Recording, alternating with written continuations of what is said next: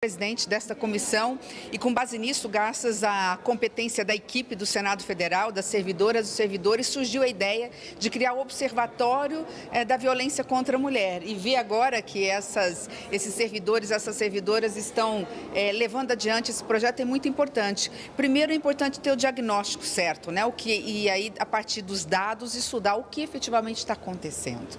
Porque essa cultura de violência contra a mulher, a gente não consegue acabar, não consegue combater, porque embora a mulher cada vez mais emancipada, ganhando o seu dinheiro, tendo a sua profissão, ela não consegue romper esse vínculo. E porque os homens, né, apesar, especialmente agora os mais jovens vindo, a gente achava que viria com uma outra mentalidade, continuam replicando esse ciclo de violência que muitas vezes aprendem com os pais. Eu deixo aqui um recado, eu cheguei à conclusão que quem tem que falar sobre esse assunto não são as mulheres. Eu cheguei à conclusão que quem tem que falar sobre esse assunto são os homens, porque a maioria absoluta, mas absoluta dos homens, não são a favor dessa violência. Né? São parceiros das mulheres, respeitam as mulheres, admiram as mulheres e amam as mulheres. O que falta, então? O que falta é eles externarem isso, irem para a linha de frente, né? Dizerem, eu, enquanto homem, não aceito isso. Quando os homens encamparem esta campanha, eu tenho certeza que nós vamos diminuir essa chaga que nos entristece, nos envergonha, que faz tão mal ao Brasil.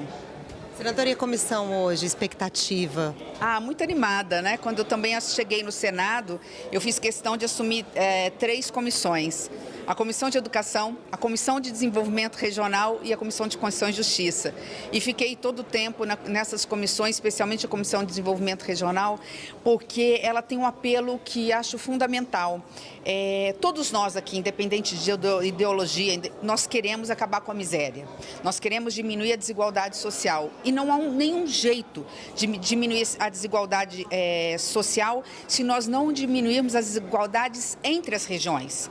Hoje a cara mais pobre do Brasil está na fronteira, está no norte, está no centro-oeste, está em certas regiões do sul e certas regiões do nordeste. Então, se a gente não entender a importância, né, do desenvolvimento das regiões mais pobres do Brasil, a gente não acaba com a miséria nem diminui a desigualdade. Então, é uma sensação um pouquinho de estar voltando um pouquinho para casa. Estou muito feliz de estar aqui.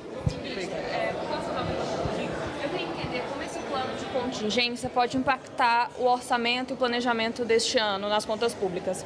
Este é um assunto que ainda vai ser divulgado, o plano de contingência vai ser divulgado. Nós estamos absolutamente conscientes que o impacto dele vai ser mínimo, ele vai ser único e exclusivamente no limite do necessário para não deixar nenhuma empresa para trás. A demora está porque nós não estamos apenas estabelecendo quais os setores que vão estar contemplados pelo contingenciamento, porque serão todos os setores que estão tendo prejuízo. Feito esse recorte que já foi feito, o MEDIC está separando empresa por empresa dentro de cada setor. Por exemplo, setor de pescado é um dos mais atingidos, mas não todo o setor vai ser beneficiado. Não todas as empresas. Tem empresa que não exporta, tem empresa que exporta, mas não exporta para os Estados Unidos, e tem empresa que exporta para os Estados Unidos, mas já está redirecionando a sua produção. Então, estamos sendo criteriosos, até porque é dinheiro público, de só fazer todas as medidas, que eu não posso adiantar quais são, mas muitas vocês já divulgaram, muitas não têm a ver com orçamento, né? Tem a ver com subsídio, tem a ver com refinanciamento, tem a ver com proteção ao trabalho. Então, assim, a gente está muito consciente na parte, eu posso falar pela parte do orçamento, que vai ser no limite mínimo mesmo, mas também com a preocupação de não deixar nenhuma empresa prejudicada para trás. É o máximo que eu posso dizer sobre isso. Mínimo. O IBGE divulgou o índice inflacionário.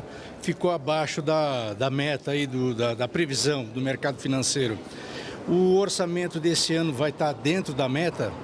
Sem dúvida nenhuma. Bom, primeiro nós tivemos...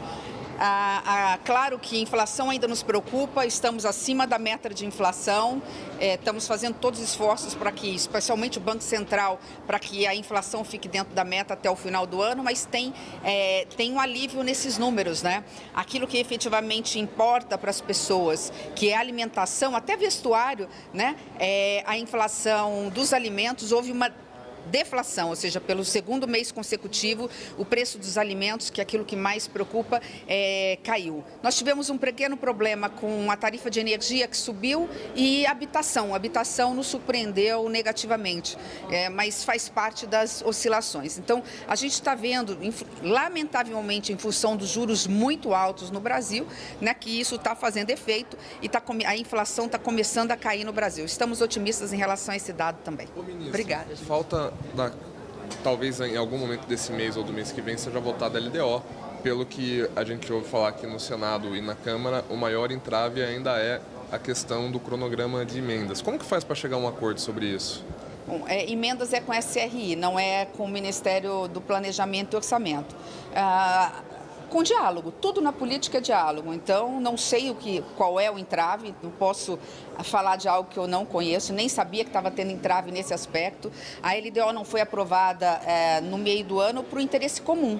Houve um entendimento da equipe econômica também que não seria um bom momento votar no final do primeiro semestre. Houve um pedido, ainda que informal, e foi atendido pela comissão e pela Câmara, e consequentemente pelo Congresso Nacional, para que deixássemos agora para agosto. Agora, a partir da nossa parte, agora, qual é a pendência ou possível entrave dentro do Congresso Nacional, eu desconheço. Obrigada. Qual a previsão de quando o plano de contingência vai ser anunciado? Aí é uma decisão do presidente. Houve uma reunião ontem até tarde, alguns detalhes ainda não estavam, vamos dizer assim, absolutamente esclarecidos, até porque as coisas estão acontecendo, né? Eu acho que o mais importante é dizer que nós estamos diante de uma negociação. Quando nós estamos falando de negociação comercial entre dois países, há interesses antagônicos e há interesses em comum.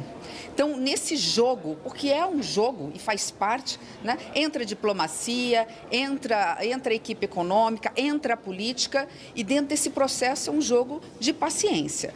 Nesse momento, a sensação que nós temos, já que a gente não consegue sentar à mesa para conversar, é que o governo americano entende que o comércio brasileiro para os Estados Unidos ele é muito pequeno, então, diante da importância de se discutir com mais de 200 países, está dando preferência para os grandes mercados e grandes centros, recentemente com a China, agora ontem, mais 90 dias de prorrogação, com a Índia agora, com a Rússia, com o Canadá, com o México pela proximidade, e vai deixar um pouco mais para frente as possíveis novas exceções do Brasil, em relação ao Brasil. Eu sou otimista, entendo um pouquinho de comércio pela origem libanesa para os dois lados, minha família sempre teve comércio, mas eu sei que ninguém gosta de perder. Os Estados Unidos não vão perder para a inflação, né? Isso impacta a eleição também. Então, a questão do café, a questão, não digo do pescado, que é um pouco mais sensível, mas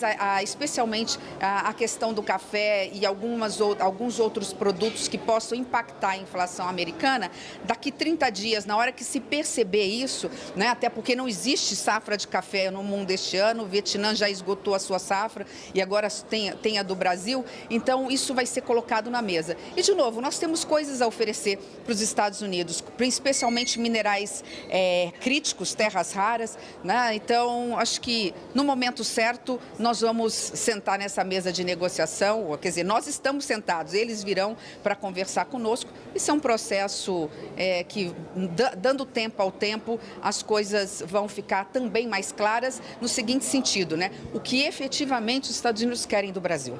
Essa é a grande pergunta que fica, né? Porque houve uma contaminação aí de questionamento. Será que tem a ver com o judiciário? Será que tem a ver com a política? Será que tem a ver com questão ideológica?